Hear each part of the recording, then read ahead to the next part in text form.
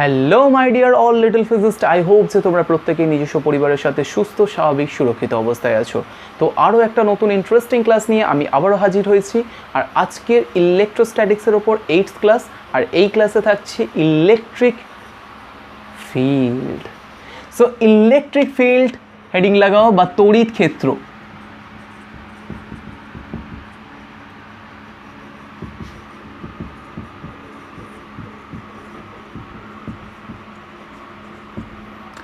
আচ্ছা, এর নাম যদি ইলেকট্রিক ফিল্ড না হয়ে ইলেকট্রিক ফিল হতো তাহলে আমার মনে হয় বেশি ইন্টারেস্টিং হয়ে উঠতো, তাই না? ইলেকট্রিক ফিল, এক নতুন ধরনের feel. Electric not field, electric feel. তো ইলেকট্রিক ফিল কথাটা ভুল হবে না, কারণ মনে করো তোমার গায়ে একটা মশা বসেছে এবং সে তোমার রক্ত শোষণ করেই যাচ্ছে। তো এমন সময় তোমার উপলব্ধি হলো যে মশাটাকে তুমি মারবে এবং তুমি তোমার হাত দিয়ে মশাটাকে মারলে। এই ঘটনাটার পেছনে যাওয়ার চেষ্টা করো, অর্থাৎ এই ঘটনাটার পেছনে এটা হলো কি করে। তোমায় যখন মশা কামড়াচ্ছিল সেখান থেকে একটা সিগন্যাল তোমার ব্রেনেতে গেল, ব্রেন থেকে সিগন্যাল তোমার হাতেতে গেল এবং হাতকে মারার পারমিশন দিল। এরকম ধরনের পড়াশোনা তুমি বায়োলজিতে অবশ্যই করেছো। তো এই বায়োলজির এই ইন্টারেস্টিং টপিকটা, এই যে সিগন্যালটা যাচ্ছে আর আসছে, এই সিগন্যালটা কি করে ওয়ার্ক করছে? ইলেকট্রিক ফিল্ডের থ্রুতে। তো সেটাই ইলেকট্রিক ফিল্ড না এবারে ইলেকট্রিক ফিল, সেটা তুমিই বুঝে নাও। ফিজিক্সের তো ফিল ছাড়া তো ফিজিক্স হয় না। তো ফিলই ফিজিক্স, ফিজিক্সই ফিল। সো ইলেকট্রিক ফিল না ইলেকট্রিক ফিল্ড। তো আজকে আমরা পড়বো ইলেকট্রিক ফিল্ড সম্পর্কে। ফিলিংস তো থাকবেই, ইলেকট্রিক গলা। তো ইলেকট্রিক ফিল্ড, ফিল্ড বলতে গেলে নামের সাথে আমরা কী বুঝি? ফিল্ড অর্থাৎ কোনো একটা এরিয়া, কোনো একটা মাঠ, কোনো একটা নির্দিষ্ট অঞ্চল, এভাবেই আমরা উপলব্ধি করতে পারি ফিল্ডকে। তাহলে এখানে কার, আমার না তোমার না কার এরিয়া? ইলেকট্রিকের এরিয়া। তাহলে ইলেকট্রিক কি? কোনো চার্জ পার্টিকেলস অ্যাট রেস্ট সিচুয়েশনে থাকলে অ্যাট্রাকশন বা রিপালশন ফোর্স ওয়ার্ক করে। সেগুলো নিয়ে আমরা অলরেডি কুলম্বস লয়ের উপর 2টো ক্লাস এবং তড়িৎ ভেদ্যতার উপর একটা ক্লাস করেছি। তো এটা তাদেরও মানে অর্থাৎ তড়িৎ ক্ষেত্রের 4র্থ পার্টে আমরা গিয়ে জানছি তড়িৎ ক্ষেত্র সম্পর্কে। তো তো এভাবেই আমরা বুঝে থাকি যে একটা নির্দিষ্ট অঞ্চলকে। তাহলে যেটা আমরা বললাম যে এটা আমার তোমার কারণ না, আধানের অঞ্চল। আধানের অঞ্চল কিভাবে থাকে, 2 ডাইমেনশন না 3 ডাইমেনশন, সেগুলো সম্পর্কে আজকে আমরা জানবো এবং ভালো কিছু নিউমেরিক্যালস এই ক্লাসের অন্তিমে থাকছে। তো সহজভাবেই এটা খুবই ইজি চ্যাপ্টার, একদমই হেডেক নেওয়ার কোনো দরকারই নেই, খুবই ইজি। আমরা যা শিখে এসেছি তার একদম বেসিকটুকুই হচ্ছে এটা, ইলেকট্রিক ফিল্ড। তো যেমন মনে করো যে আমার একটা নির্দিষ্ট এরিয়া আছে, তোমার বাড়িরও একটা নির্দিষ্ট এরিয়া আছে এবং আমাদের পাড়ায় থাকা কুকুরগুলোরও নির্দিষ্ট এরিয়া আছে। দেখবে তুমি হঠাৎ করে, কেন কুকুরের কথা বললাম, কুকুররা প্রচণ্ড সেন্সিটিভ হয়। দেখবে হঠাৎ করে অন্য কোনো কুকুরকে ধাওয়া করতে করতে ছুটতে একটা সীমানা ক্রস করার পরেই তার হঠাৎ এমন একটা উপলব্ধি আসে যে সে আর তার নিজস্ব জায়গায় নেই, সে তার নিজস্ব জায়গা থেকে কিছুটা বেরিয়ে গেছে। এই যে বেরিয়ে যাওয়ার উপলব্ধি, যে যখনই উপলব্ধিটা তার মধ্যে আসে সে সঙ্গে সঙ্গে চেষ্টা করে ওই জায়গা থেকে ব্যাক করে সে তার নিজের জায়গায় চলে আসতে। দেখো এখানে তো কোনো রকম লাইন কেটে দেওয়া হয়নি, বাট তবুও সে বুঝতে পেরেছে সেটা অন্য কারোর এরিয়ায় চলে গেছে। সেখানে কি সে প্রেজেন্ট আছে? সেখানে সে প্রেজেন্টও নেই, তাহলে সেখানে তার কন্ট্যাক্টও নেই, কিছুই নেই, কিন্তু তবু তার একটা উপলব্ধি আছে। এই উপলব্ধি ঠিক থাকে যখন চার্জ পার্টিকেল আরও একটা চার্জ পার্টিকেল কাছাকাছি দূরে যখন একে অপরকে উপলব্ধি করে, তৈরি হয় কি? ওই উপলব্ধি তাকেই বলছে ফিল্ড। অর্থাৎ এর উপলব্ধি ও ঠিক কোন জায়গায় আসার পরে অনুভব করে, ঠিক যে জায়গায় আসার পরে অনুভবটা করে তখনই বুঝতে হবে যে এই চার্জ পার্টিকেলসের ফিল ও পেয়েছে, তাহলে এ ওর ফিল্ডে গিয়েছে। ক্লিয়ার? তো যেমন মনে করা যাক আমার কাছে একটা চার্জ পার্টিকেলস আছে কিউ, এটা আমার কাছে একটা চার্জ পার্টিকেলস। এখন এই চার্জ পার্টিকেলস কী করে অ্যাট্রাকশন রিপালশন ফোর্স হিসেবে কাজ করতে পারে চার্জ পার্টিকেলস রেস্ট সিচুয়েশনে থেকে, সেগুলো সম্পর্কে আমরা কুলম্বস লতে জেনে গিয়েছিলাম। তো সেক্ষেত্রে এই চার্জ পার্টিকেলস কী জেনারেট করবে? একটা আনকন্ট্যাক্ট মানে নন কন্ট্যাক্ট ফোর্স জেনারেট করবে। সেই ফোর্সটা কে উপলব্ধি করতে পারবে? সেই ফোর্সটা আরও একটা চার্জ পার্টিকেলস উপলব্ধি করতে পারবে। তাহলে সেই দ্বিতীয় যে চার্জ পার্টিকেলসটা উপলব্ধি করতে গেলে তাহলে এর কাছাকাছি আসতে হবে। এখন মনে করো এর তীব্রতা প্রচুর বেশি। যেমন মনে করো একটা লাইট, একটা আলো, একটা প্রদীপ বা একটা যখন ঘরে তুমি আলো জ্বালাও, সেই আলোটা কত কত দিক বরাবর ছড়িয়ে যায়, তাই না? একটা নির্দিষ্ট স্তর, তারপর আরও স্তর, তারপর আরও স্তর, স্ফেরিক্যাল স্তর। কারণ স্ফেরিক্যাল লেয়ার কেন বলছি, যেমন মনে করো গোলকের আকৃতিতে যায় নাকি ফ্ল্যাট আকৃতিতে যায়, যে আলো আমি দিলাম পুরো ফ্ল্যাট ফ্ল্যাট ফ্ল্যাট ফ্ল্যাট হয়ে গেল। গোলক আকৃতিতে আছে না, গলীয় তলের মতো করে এগিয়ে যাচ্ছে। যখন একটা প্রদীপ জ্বালাও, প্রদীপ তো সমস্ত জায়গায় আলো দেয়, তোমার ঘরের প্রতি প্রান্তের দিকে আলো দেবে। তার মানে কি 3 ডাইমেনশনে সেই আলোটা ছড়িয়ে পড়ছে 3টে অংশে। নাকি প্রদীপে আলো দিলে একটা প্লেন, একটা তল বরাবর আলোটা ছড়িয়ে গেল, যে এরকম প্রদীপ ধরলে এরকম একটা তল বরাবর, এপারেও আলো নেই এপারে আলো নেই, শুধু এই তলে আলো আছে, তা তো না। তাহলে সেক্ষেত্রে 3 ডাইমেনশন বরাবর লাইট জেনারেট করে, তার এরিয়া বিস্তৃত করে ওই রকমভাবে 3 ডাইরেকশনস বরাবর। তাহলে এখানেও কিন্তু চার্জ পার্টিকেলসও 3 ডাইমেনশন বরাবর তার চার্জের এক্সিস্ট্যান্স প্রেজেন্ট করানোর চেষ্টা করে। এখন এই এক্সিস্ট্যান্স, যে চার্জ আছে কি নেই সেটা বুঝবে কি? তাহলে দ্বিতীয় কোনো চার্জ পার্টিকেলস। তাহলে দ্বিতীয় কোনো চার্জ পার্টিকেলস মনে করো এমন জায়গায় আছে যখন এর এক্সিস্ট্যান্স সে বুঝতে পারছে না,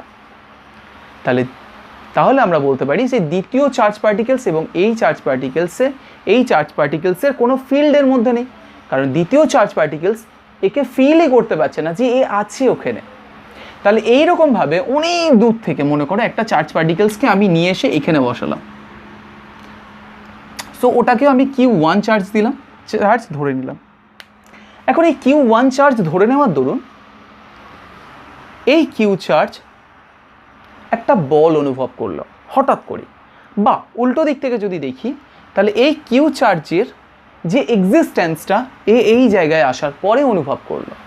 তার মানে বোঝা যাচ্ছে যে এ নন কন্ট্যাক্ট বেস একটা এনার্জি ক্রিয়েট করে রেখেছে এই ডাইরেকশন, এই এতটা ডিস্টেন্স পর্যন্ত, যে ডিস্টেন্সে এই দ্বিতীয় চার্জ পার্টিকেলসটা আনার দরুনই এর এক্সিস্ট্যান্সকে উপলব্ধি করতে পারলো। তাহলে আমরা সেই ডিস্টেন্সটাকে বলতে পারি, বা সেই ডিস্টেন্সের দূরত্ব, মানে সেই ডিস্টেন্সের টোটাল 3 ডাইমেনশন এরিয়া যতটা তৈরি হচ্ছে, মানে একটা গোলকের এরিয়া যতটা তৈরি হচ্ছে, সেই টোটাল এরিয়াটাকে বলতে পারি যে এর ফিল্ড। তাহলে এর ফিল্ড এখান থেকে অনুভব শুরু হলো, এখানেও করবে, এখানেও করবে, এখানেও করবে, এখানেও করবে, এখানেও করবে, যত কাছে আসবে ফিল্ড তত বেশি হবে। ফিল্ড না ফিল্ড, ফিল্ড তো এর পুরোটাই, ফিল্ড তত বেশি হবে।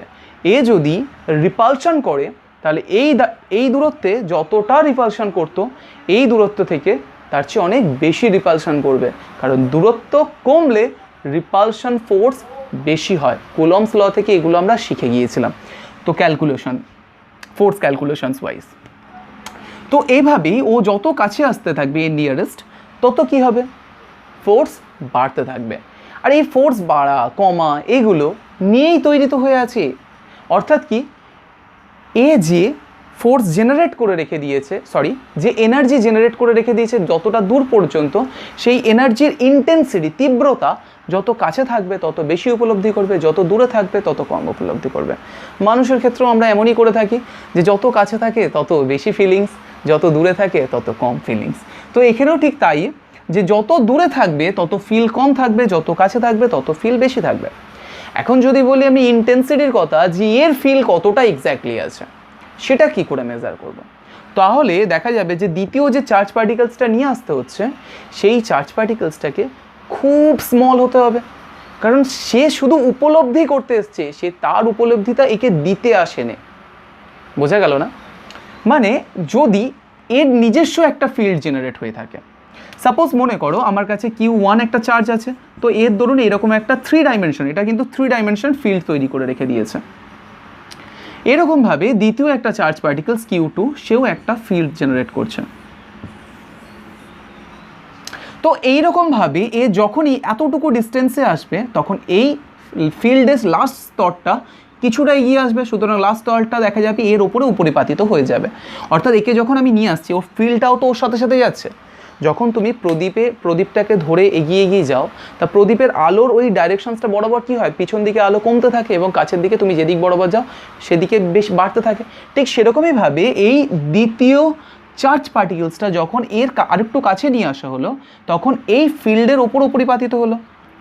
এখন দুটো এনার্জি, দেখো রিপালশন, অ্যাট্রাকশন, এগুলো কি অ্যাকচুয়ালি এনার্জি। তো তা ঠিক সেরকমভাবে দুটো এনার্জি যখন অ্যাপ্লাইড হলো একে অপরের উপর, উপরই পাতিত হলো, তখন দুটো এনার্জি কী করলো, বিকর্ষণ শুরু করে দিল।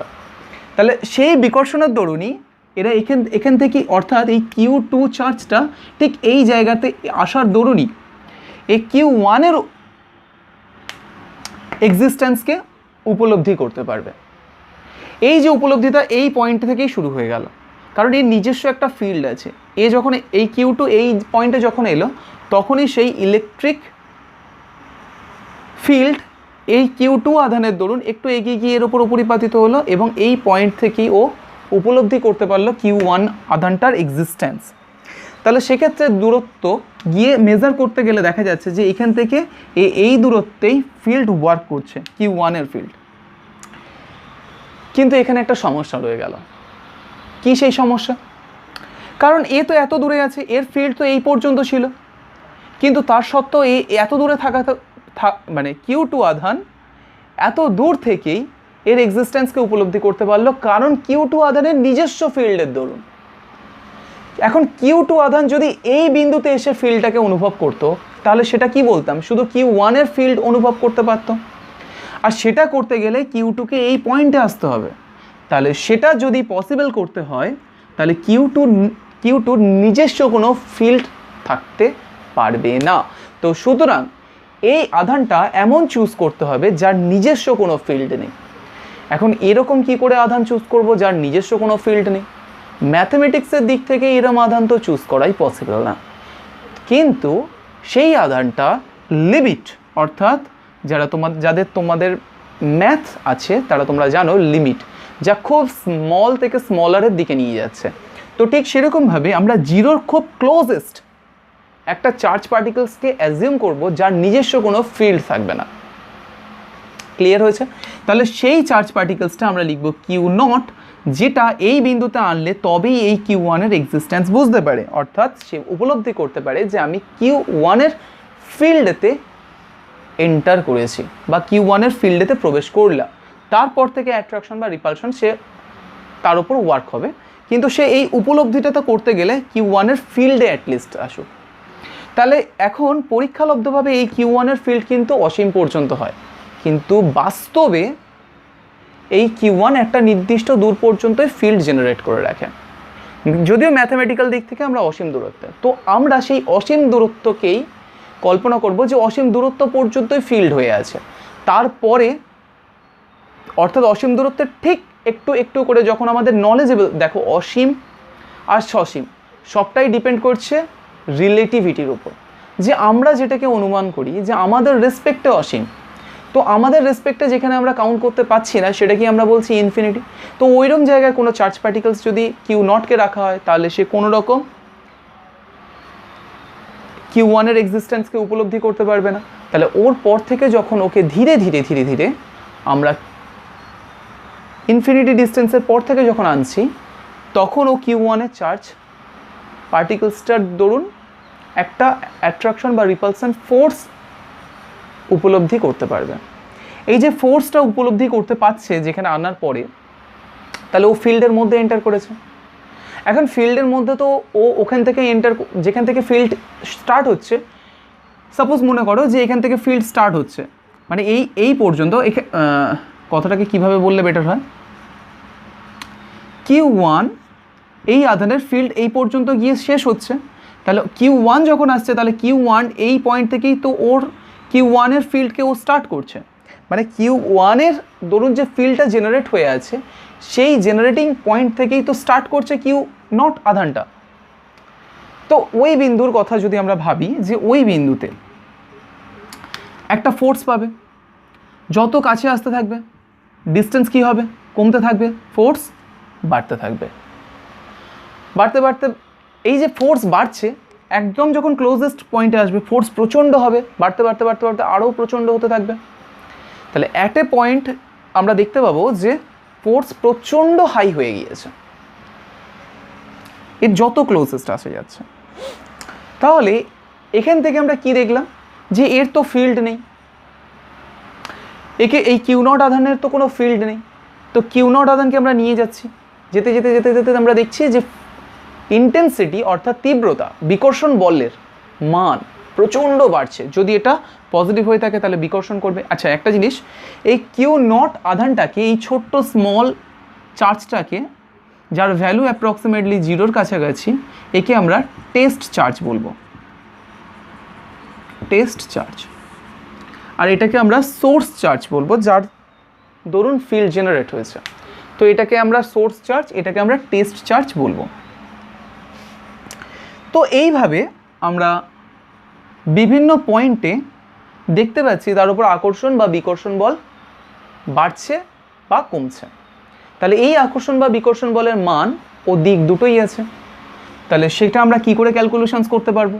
সাপোজ আমরা এই দূরত্বের কথা বলছি, এই দূরত্বটা আর নিচ্ছি, এই টোটাল ডিস্টেন্সটাকে আর নিচ্ছি। ক্লিয়ার? আচ্ছা মুছেই করি।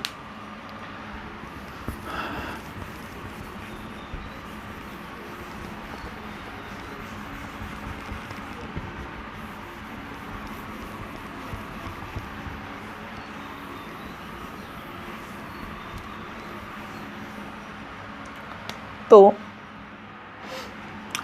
আমরা এটাকে কিউ আধান ধরলাম আর এটা কিউ নট আধান ধরলাম। তাহলে এর তো ফিল্ড এত দূর পর্যন্ত আছে, এই দূরত্বটাকে আমরা আর ধরলাম। ক্লিয়ার হয়েছে? এখন এর মধ্যবর্তী অ্যাট্রাকশন বা রিপালশন ফোর্স কত হচ্ছে তা আমরা কুলম্বস ল থেকে বার করতে পারি। সো ফোর্স ভেক্টর ফর্মে যদি বার করি, এটাকে আমরা পজিটিভ চার্জ সাপোজ ধরে নিচ্ছি, আর q naught should be positive. Clear? মানে মাস্ট বি, শুধু শুড বি না, must be positive. Q not charge must positive হতে হবে। সো ওটা পজিটিভ টেস্ট চার্জ হিসেবেই বলা হয়। সো সেক্ষেত্রে আমরা k into Q not divided by R square, যেহেতু এটা আমরা পজিটিভ কোনো চার্জের ধরুন কিউ নটের উপর যে রিপালশন ফোর্সটা ওয়ার্ক করছে তার মান ক্যালকুলেট করছি, তো তার জন্য আমরা একটা ডাইরেকশনস ইউজ করব আর ক্যাফ। আর ক্যাফের ডাইরেকশনস হবে এই কিউ নট বরাবর বাইরের দিকে, যার মান হবে 1, অর্থাৎ ফোর্সের দিক বরাবর। ফোর্স কোন দিকে অ্যাক্ট করছে? কিউ আধান কিউ নটকে দূরের দিকে ঠেলে দিচ্ছে, তাহলে ওই দিক বরাবরই কাজ করছে। তাহলে আর ক্যাফের মান হচ্ছে 1, ডাইরেকশনস বাহির্মুখী। ক্লিয়ার? তো এই হচ্ছে আমাদের ফোর্স। এখন এই ফোর্সটাকে যদি আমরা কিউ নট আধান দিয়ে ডিভাইড করি, তাহলেই পাবো আমরা ইলেকট্রিক ফিল্ড ইন্টেন্সিটি বা intensity of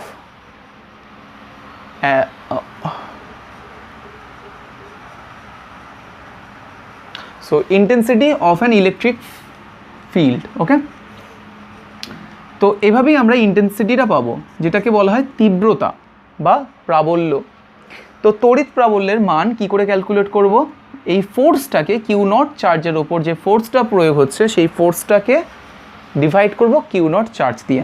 so electric field is equal to, আমরা যদি এটাকে লিখি, limit Q nought extends to 0 force upon Q not.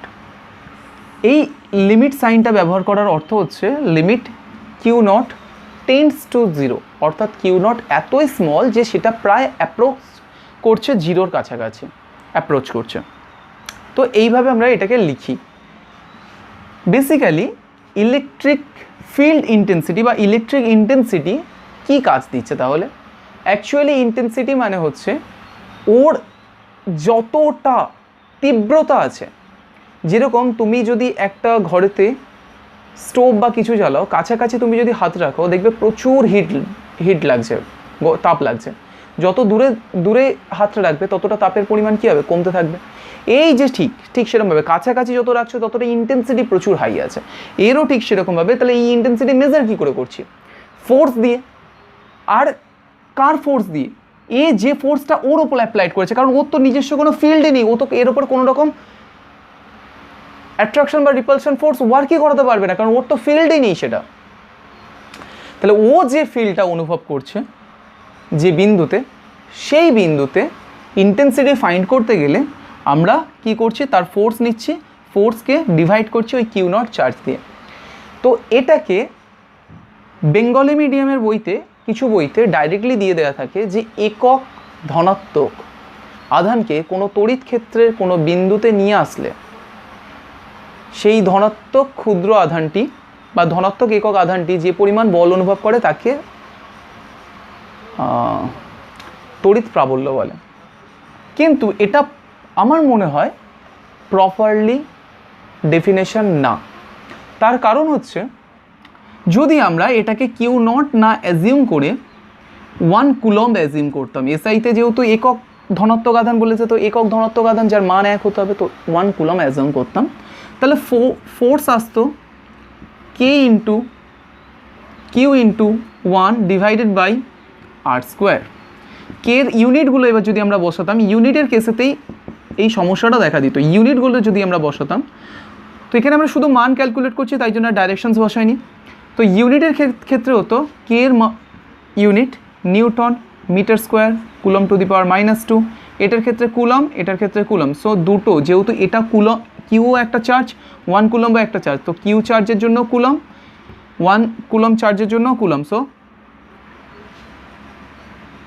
Coulomb square divided by R square. R square means metre square. So metre square cancel হয়ে যাচ্ছে, coulomb to the power -2 coulomb square cancel হয়ে গিয়ে Newton থাকছে, যেটা ফোর্সের unit. তাহলে আমরা এটাই পেয়ে যেতাম, ফোর্সের ইউনিটের সমান হয়ে যেত। কিন্তু এটা তো ফোর্সের ইউনিটের সমান নয়। এক্ষেত্রে যদি আমরা করি, তাহলে এফ এর ভ্যালু আমরা কি পেয়েছি, নিউটন, আর তলায় আসছে কিউ নটের চার্জ, কিউ নটও একটা চার্জ, যেহেতু আমরা এফ ইজ ইকুয়াল টু পেয়ে গেছি নিউটন, আর কিউ নট একটা চার্জ আছে, কিউ নট চার্জের জন্য কত আসছে, কুলম। যদি পূর্ণ কনসেপ্টটা না ক্লিয়ার হয়ে থাকে, আমি আরেকবার দেখাচ্ছি। এফ ইজ ইকুয়াল টু, যেহেতু এখানে আমরা 1 বসাবো না, কিউ নট বসাবো, so K into Q not divided by R square. তো সেক্ষেত্রে আমরা সেই একই ভ্যালু আসবে, তো এর কুলম আর newton metre square coulomb to the power -2 coulomb square by metre square. So cancel হয়ে যাচ্ছে নিউটন। সো সেই কারণের জন্য নিউটন পার কুলম। তো এটাই প্রপার ডেফিনেশন। এখন অনেকের মনের ভেতরে এটা কোয়েশ্চেন্স আসতেই পারে যে কিউ নট আধানের জন্য প্রযুক্ত হয় এফ বল, একক আধানের জন্য প্রযুক্ত হয় কত বল। সো এইভাবে, ঠিক আছে। তাহলে এখানে একক আধানের জন্য প্রযুক্ত হয় কত বল বার করার জন্য কিন্তু আগে আমরা কিউ নটটা কি আনতে হলো। তো সেই যখন আমাকে কিউ নটটা আনতেই হলো, তাহলে আমরা শুধু একক ধনাত্মক আধানকে কেন কথাটা বলছি, ক্লিয়ার হয়েছে? তো সেইতুই আমি বলছি যে এই কিউ নট আধানটার জন্য এটাই কিন্তু বইতে ঠিকই দেওয়া থাকে তলায়, কিন্তু প্রথম সেকশনটার ডেফিনেশনটা ঠিকঠাক না অ্যাপ্রক্সিমেটলি। তো এর ডেফিনেশনস হবে কিউ নট আধানের জন্য যে পরিমাণ বল প্রযুক্ত হয় তাকে যদি দিয়ে ভাগ করা হয়, তবে যে রাশিটি পাওয়া যায় সেটাই হবে ইলেকট্রিক্যাল ইন্টেন্সিটি বা ইলেকট্রিক ফিল্ড ইন্টেন্সিটি। তো এই কিউ মানে ফার্স্ট চার্জ, প্রথম চার্জের দরুন যে ফিল্ড ইন্টেন্সিটিটা তৈরি হয়েছে সেটার ভ্যালুর সমান। ক্লিয়ার হয়েছে? সেটা নোট করে নাও। তো এরপরে আমরা আরও একটা জিনিস বলি, তাহলে এর ভ্যালুর সমান আসছে কি? ক্লিয়ার হয়েছে? মুছে দিচ্ছি। এর ভ্যালু আমরা ক্যালকুলেট করছি। তাহলে আমরা ইউনিট তো বুঝে গেছি, নিউটন পার কুলম, সিজিএসএ হলে ডাইন পার ইএসইউ। তাহলে এখন ইন্টেন্সিটিও একটা ভেক্টর কোয়ান্টিটি, যেহেতু এটাও তো বল, ওটাকে এভাবে আমরা কিন্তু রিড করতে পারি। এটা কিন্তু একটা জিনিস বলি যে নিউটন পার কুলম যেটা এসেছিলো, এটা কিন্তু আমরা এভাবেও রিড করতে পারি যে প্রতি ইউনিট কুলম্বের ওপর, অর্থাৎ ইউনিট চার্জের ওপর কতটা ফোর্স অ্যাপ্লাইড হচ্ছে, প্রতি ইউনিট চার্জের ওপর কতটা ফোর্স অ্যাপ্লাইড হচ্ছে প্রথম চার্জের দরুন, অর্থাৎ যার ফিল্ডেতে সে আছে তার দরুন কতটা ফোর্স অনুভব করছে, সেটাকেও বলা যায় তার ইন্টেন্সিটি, প্রতিকূল ইন্টেন্সিটি। ওকে, সো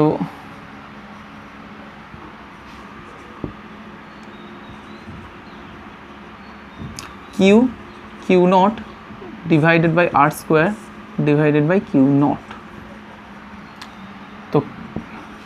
এখন এই যে ডাইরেকশন, যেহেতু এটা একটা ভেক্টর কোয়ান্টিটি, এর ডাইরেকশনস কোন দিক বরাবর? ফোর্সেরই ডাইরেকশনস বরাবর হবে, তো আর ক্যাপ দিয়েও প্রকাশ করা যায়, r cap. So k q by R square. CGS এর ক্ষেত্রে কে এর ভ্যালু কত হয়? সিজিএসতে কে ইজ ইকুয়াল টু 1 হয়, আর এসআইতে k is equal to 1/4 pi epsilon হয়। শূন্য মাধ্যমের ক্ষেত্রে এপসাইলন নট হয়।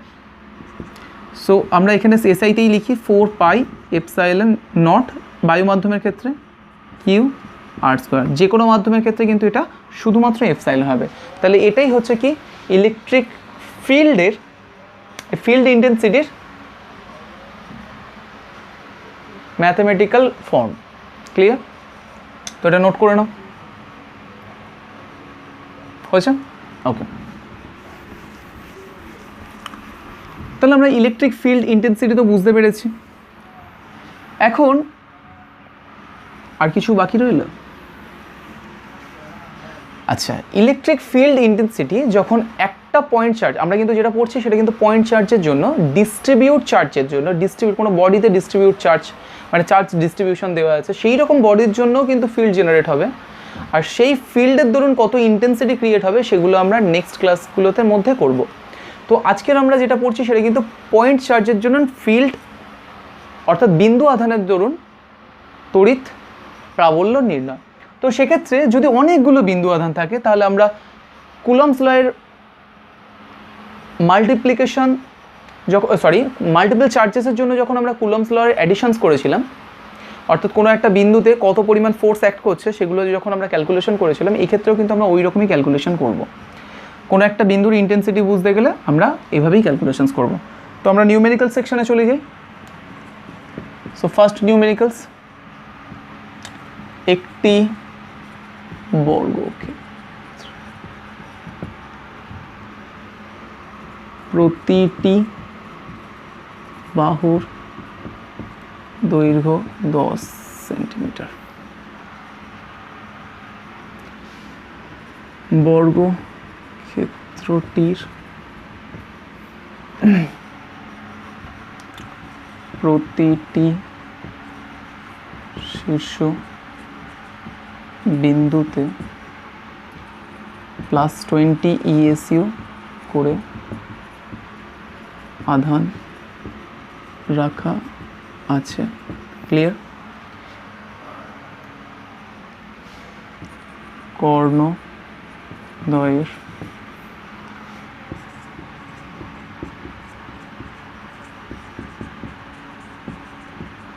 প্রাবল্য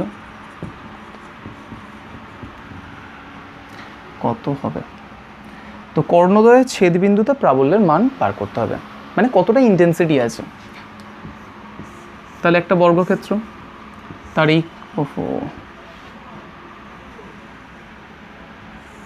এই তার কর্ণদ্বয়ের ছেদবিন্দু, এখানকার ইন্টেন্সিটি ফাইন্ড করতে হবে। তাহলে এখানে তো কোনো পার্টিকুলারলি একটা আধান নেই যে তার ইন্টেন্সিটি ফাইন্ড করব। এখানে অনেকগুলো আধান আছে, 4টে বিন্দুতে, 4টে শীর্ষবিন্দুতে 4টে আধান দেওয়া আছে। 20 ESU plus 20 ESU plus 20 ESU plus 20 ESU।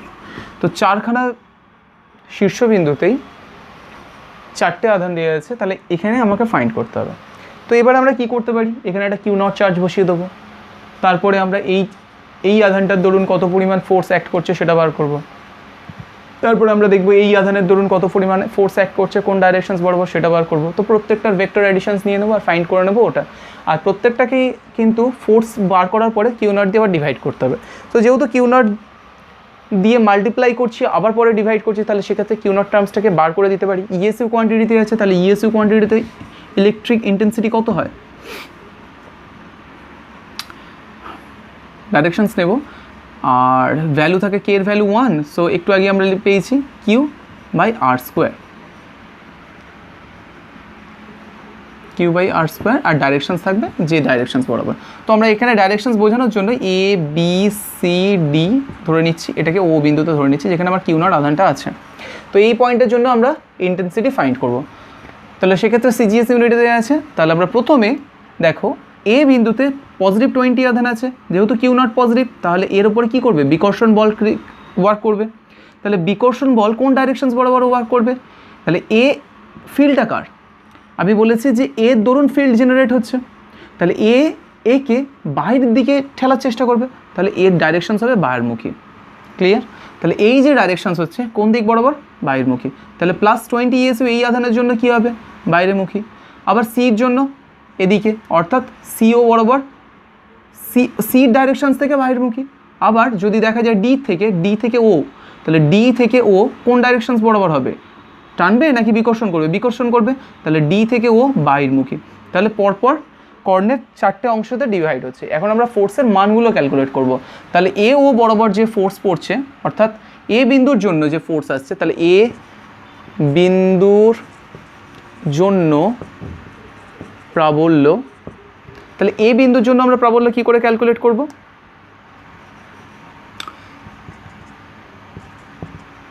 মান কি করে নেব? আচ্ছা, প্রত্যেকটা বলে দিয়েছে 10 সেন্টিমিটার করে। তাহলে আমরা আমাদের 20 কে ভ্যালু তো 1 আছে, যেহেতু সিজিএস ইউনিটে আছে, তাহলে 20 divided by A O square. কোন ডাইরেকশনস বরাবর? এ ও দিক বরাবর। এখন কোয়েশ্চেন্স হচ্ছে এ ওর মানটা কী করে ক্যালকুলেট করবো? দেখো, এ ও টোটালটা দেওয়া আছে কত? এগুলো 10 সেন্টিমিটার, এগুলো 10 সেন্টিমিটার করে দেওয়া আছে। তাহলে সেক্ষেত্রে একটা বর্গক্ষেত্রের প্রত্যেকটা বাহুর দৈর্ঘ্য 10 সেন্টিমিটার হলে একটা কর্ণের দৈর্ঘ্য কত হবে? 10√2। তাহলে সেক্ষেত্রে একটা কর্ণের দৈর্ঘ্য হচ্ছে 10√2, আর একটা কর্ণের কত? আমরা হাফ নিচ্ছি। তাহলে কর্ণটার দৈর্ঘ্য যদি আমরা নিই, তাহলে সেক্ষেত্রে আমরা লিখতে পারি AC is equal to BD is equal to 10√2 centimetre. তো এর অর্ধেক যদি আমরা নিতে চাই, AC equal to BD is equal to অর্ধেক মানে AO is equal to BO is equal to CO is equal to DO equal to 10√2 divided by 2 is equal to 5√2 centimetre. Clear? তাহলে আমরা সেক্ষেত্রে পেয়ে গেছি 20 ডিভাইডেড বাই এ ওর value কত হবে? 5√2 তার হোল স্কোয়ার। ক্যালকুলেট করলে কত আসছে? 20/25 ইন্টু 2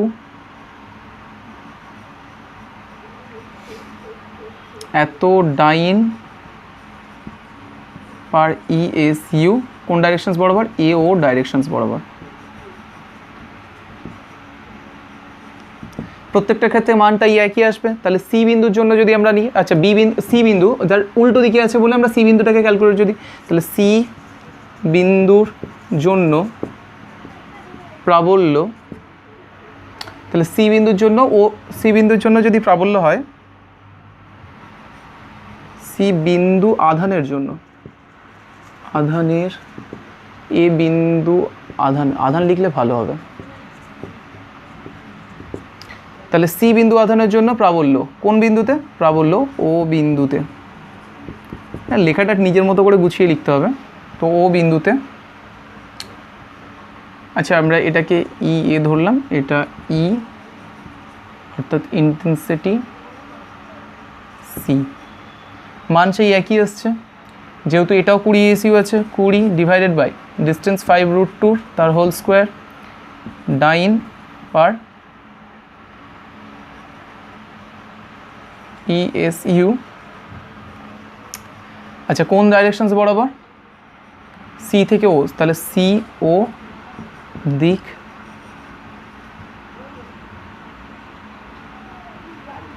আচ্ছা এবারে দেখো, তাহলে এ ও দেখা যাচ্ছে যে এ ও দিক বরাবর এদিকে যতটা ফোর্স জেনারেট করছিল, আবার সি দিক থেকে যদি দেখি, তাহলে সিও দিক বরাবর এই অপোজিট ডাইরেকশনটা ঠিক ততটা ফোর্সই জেনারেট করছে। তাহলে দুটো ফোর্সকে কী করছে? ডিস্ট্রয় করে দিচ্ছে, প্রতিমিত করে দিচ্ছে। এবং প্রতিমিত করার দরুন নেট রেজাল্ট কত আসবে? এই দুটো ডাইরেকশন বরাবর নেট রেজাল্ট 0 আসবে। তেমনইভাবে যদি তুমি এই দুটোও করো, তাহলে সেক্ষেত্রে কত আসবে? 0 আসবে। এই ডাইরেকশনস বরাবর এইভাবে বার করবে বি বিন্দুর জন্য, তাহলে বি বিন্দুর জন্য ও বিন্দুতে প্রাবল্যের মান বলে লিখে বার করতে হবে কি? ওর ভ্যালুটা, যার ডাইরেকশনস হবে বি থেকে ও বরাবর, যা মান আসবে সেম মানই আসবে উল্টো ডাইরেকশনস বরাবর। তাহলে 4টে ফোর্স একে অপরকে কী করে দিচ্ছে? নষ্ট করে দিচ্ছে বা প্রতিমিত করে দিচ্ছে। তো নেট রেজাল্ট কত আসবে? 0। তো এইভাবে আমরা ক্যালকুলেশনস করে বার করতে পারবে। ক্লিয়ার হয়েছে? তাহলে এটা নোট করে নাও। তাহলে মুছে দিই। ওকে,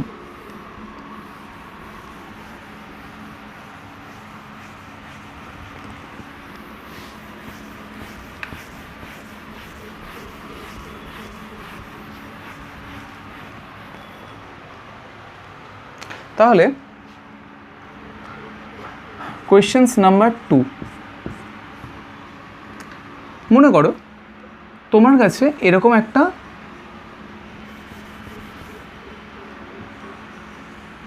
সার্কেল দেওয়া আছে, এই সার্কেলটার দুটো সমকৌণিক ব্যাসে, এই সার্কেলটার সমকৌণিক ব্যাসে, আমি আর পুরো কোয়েশ্চেন্সটা লিখছি না, আমি বলে দিচ্ছি যে এর পরিধি দেওয়া আছে 20 পাই, পরিধির ভ্যালু 20 পাই, অর্থাৎ 2 pi r is equal to 20 pi. Okay, 2 pi r is equal to 20 pi, so r is equal to pi pi cancel 10 centimetre. আচ্ছা, সেন্টিমিটার, সো আর এর ভ্যালু দেওয়া আছে 10 সেন্টিমিটার। ক্লিয়ার হয়েছে? এরপরে তোমাকে বলে দিয়েছে যে মনে করো এখানে 10 ESU আধান নেওয়া হয়েছে পজিটিভ, এখানেও পজিটিভ 10 ESU আধান নেওয়া হয়েছে, এখানে মনে করো পজিটিভ 10 ESU আধান নেওয়া হয়েছে, এখানে নেগেটিভ 10 ESU আধান নেওয়া হয়েছে। এই চারটে ডাইরেকশনস বরাবর, এই চারটে পয়েন্টে এইভাবে আধান নেওয়া হয়েছে। এখন সেন্টারে ইন্টেন্সিটি ফাইন্ড করতে বলেছে, তো এটা ভাবো কী করতে হবে, ইজি জিনিস, একবার নিজেরা ট্রাই করো। ক্লিয়ার? ওকে, তাহলে আমি দেখিয়ে দিচ্ছি। তাহলে দেখো প্রথমে ইন্টেন্সিটি সেই একইভাবে ফাইন্ড করতে হবে, এখানেও ইএসইউ আছে, তাহলে সেক্ষেত্রে ইএসইউ থাকলেও হবে, আর যদি এটা এসআইতে থাকে অর্থাৎ কুলম্বে থাকে তাহলেও হবে, শুধু কে এর ভ্যালুটা ওখানে ইনপুট করতে হবে, অন্য কিছুই না। তো এখানে যদি এই রকম কেস থাকে তাহলে সেক্ষেত্রে দেখো এই পয়েন্টের দরুন এখানে তাহলে কি অ্যাজিউম করতে হবে, একটা কিউ নট চার্জ বসে আছে পজিটিভ, তাহলে তার দরুন অর্থাৎ এই 10 ESU এর দরুন এর ওপরে কোন ডাইরেকশন বরাবর ফোর্স অ্যাপ্লাইড হবে, বিকর্ষণ। এই -10 ESU এর দরুন ওর নিজের দিকেই ফোর্স জেনারেট হবে, তার মানে আকর্ষণ। ক্লিয়ার? তাহলে এই 10 ESU ওকে ঠেলার চেষ্টা করবে, এই 10 ESU ওকে টানার চেষ্টা করবে, তাহলে এদিকে একটা ফোর্স আছে। প্লাস 10 ESU ওকে কি করবে, বাইরের বরাবর ঠেলার চেষ্টা করবে, এই প্লাস 10 ESU ওকে ঊর্ধ্বমুখী বরাবর ওপরের দিকে ঠেলার চেষ্টা করবে। তাহলে এই ক্ষেত্রে দেখা যাচ্ছে যে এই দুটো ফোর্স একে অপরকে কী করছে, নষ্ট করছে। কি করছে ওরা, কি আদৌ কোনো ফোর্স আছে সেটাকে কী করে হবে, ক্যালকুলেশন থ্রুতে। তাহলে 10 সেন্টিমিটার তো তার রেডিয়াস পেয়ে গেছি, অর্থাৎ যদি রেডিয়াস ধরে নিই আর তাহলে সেক্ষেত্রে এই ক্যালকুলেশন থেকে আমরা দেখতেই পাচ্ছি যে রেডিয়াস হয়ে আছে এখানে 10 সেন্টিমিটার, তাহলে এখানে আমরা দেখতে পাচ্ছি এইগুলো হবে কত, 5 সেন্টিমিটার, না সরি,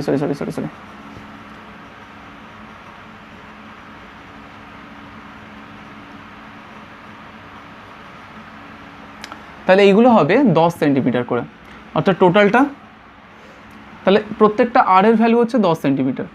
ক্লিয়ার হয়েছে? তাহলে প্রত্যেকটাই 10 সেন্টিমিটার করে ডিস্টেন্স আছে, এখানেও 10 সেন্টিমিটার, এটাও 10 সেন্টিমিটার, এটাও 10 সেন্টিমিটার, এটাও 10 সেন্টিমিটার। তাহলে সেক্ষেত্রে আমরা যদি পয়েন্ট অনুযায়ী করতে চাও, এ বি সি ডি এরকম লিখে দেবে যে এ বি এবং সিডি দুটি ব্যাস, যে দুটি ব্যাসের শীর্ষেতে অবস্থান করছে 10 ESU -10 ESU +10 ESU +10 ESU, তো তার দরুন ইন্টেন্সিটি ফাইন্ড করতে। তাহলে আমি এখানে লিখছি ডি বিন্দুর জন্য ইন্টেন্সিটি এবং সি বিন্দুর জন্য ইন্টেন্সিটি কত হচ্ছে, ডি বিন্দুর জন্য আমরা যদি ইন্টেন্সিটি লিখি তাহলে ডি ইন্টেন্সিটি, তাহলে সেক্ষেত্রে আমাদের ভ্যালু কত আসবে, 10 স্কোয়ার ডিভাইডেড বাই 10 স্কোয়ার, কারণ ডিস্টেন্স তো 10, 10 ডিভাইডেড বাই 10 স্কোয়ার, চার্জ আছে 10, তো 10 divided by 100 is equal to 1/10। কোন ডাইরেকশনস বরাবর, যদি আমরা ইডি নিয়েছি তাহলে ইডি থেকে যদি আমরা এর জন্য ইন্টেন্সিটি ফাইন্ড করছি তাহলে সেটা ঊর্ধ্বমুখী ডাইরেকশন বরাবর, অর্থাৎ এটা আমরা অরিজিনকে ও ধরে নিচ্ছি, ডি ও ডাইরেকশন বরাবর। ক্লিয়ার? ঠিক সেরকমভাবে যদি আমরা বার করি পজিটিভ 10 ESU সির জন্য, তো একই আসবে ভ্যালু। এখানে কিন্তু একটা জিনিস আমি ইউনিটটা বসাইনি, সো ডাইন পার ইএস ইউনিটটা মাস্ট বসাতে হবে। তো 10/100 is equal to 1/10 dyne per ESU. কোন ডাইরেকশনস বরাবর? সি থেকে ওর ডাইরেকশনস বরাবর, সিও।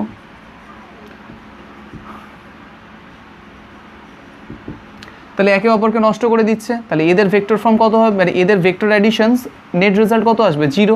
এবার পড়ে থাকছে এ আর বি। তাহলে এর দিক থেকে যদি দেখি ইলেকট্রিক ফিল্ড এ পয়েন্টের ধরুন ও বিন্দুতে 10% এই ভ্যালু একই আসছে 10²। কোন ডাইরেকশনস বরাবর? ডাইন পার ইএসইউ। ডাইরেকশনস এ বিন্দু থেকে নিলে এ ও বরাবর। আবার যদি আমরা লাস্ট সি বিন্দু থেকে নিই, সরি বি বিন্দু থেকে নিই, তো 10/10² ডাইন, সরি কারেন্ট অফ হয়ে গেছে। তো যাই হোক, তোমরা এইভাবে এটা কমপ্লিট করবে, জানি না কারেন্ট কখন দেবে, তো এখানেই ক্লাসটা অফ রাখছি। তো ওটাকে কমপ্লিট করে লাস্টে কি করতে হবে, ওখানে যে দেখতেও তো পাচ্ছি না, তো লাস্টে যেটা আছে, হ্যাঁ, তো নেট রেজাল্ট একটা ডাইরেকশনস বরাবরই আসবে, যেহেতু এর ডাইরেকশনস এবং পরেরটার ডাইরেকশন অর্থাৎ সি বিন্দু থেকে ডাইরেকশনস হবে ও সি বরাবর, তো দুটো অ্যাড হয়ে যাবে। তো 1/10 প্লাস 1/10 অ্যাড করলে যেটা হবে, ওই অত পরিমাণ ফোর্স অ্যাক্ট করবে, অর্থাৎ অত পরিমাণ ইন্টেন্সিটি আছে ওই পয়েন্টে। কোন ডাইরেকশনস বরাবর না, দেখা যাবে যে ও থেকে সি এর দিক বরাবর। তো ক্লিয়ার? আই হোপ যে ক্লাসটা হেল্পফুল হয়েছে, জানি না কতটা হেল্পফুল হয়েছে। মাঝখানে আমার শরীরটাও খুব একটা ভালো নেই, তার সত্ত্বেও তোমাদের সিলেবাসের জন্য এগুলো করতে হচ্ছে, তো আশা করি বুঝতে পেরেছো। তো thank you for watching this class.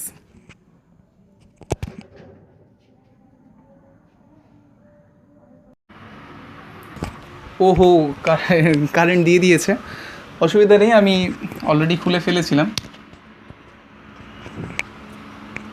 তো এটা জাস্ট ক্লিয়ার তো হয়েই গেছে, আর কি বলবো। সরি, ও সি বলে দিয়েছি না অন্ধকারে, ও সি না, ও বি বরাবর, সরি ইনকারেক্টলি হয়েছে, ও বি বরাবর হবে। এবং বি ডাইরেকশনস বরাবর যদি দেখা যায়, এত এটা কি ডাইরেকশনস বরাবর? ও বি ডাইরেকশন বরাবর। তো এদিকে ফোর্স অ্যাক্ট করছে এদিক, অর্থাৎ এদিকে একটা ফোর্স অ্যাক্ট করছে এটা, এবং আরও একটা ফোর্স অ্যাক্ট করছে এটা।